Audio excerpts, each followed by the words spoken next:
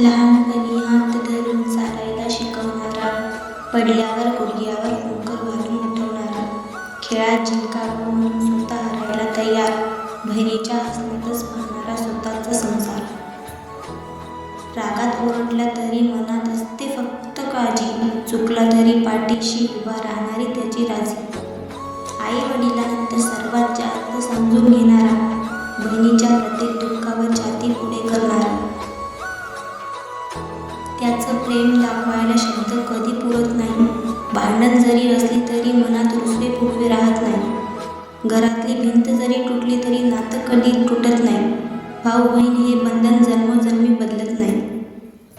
स्वप्नांना उभारी देणारा, चुकीतून मार्ग दाखवणारा, धरून हात म्हणतो मी आहे ना घाबरू नको ग.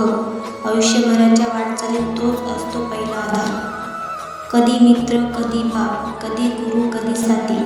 भाऊ म्हणजे प्रेमाचं एक जिवंत शांत बंदर जाशील. देवाने दिलेलं हे नातं जगात कुठेही विकत मिळत नाही.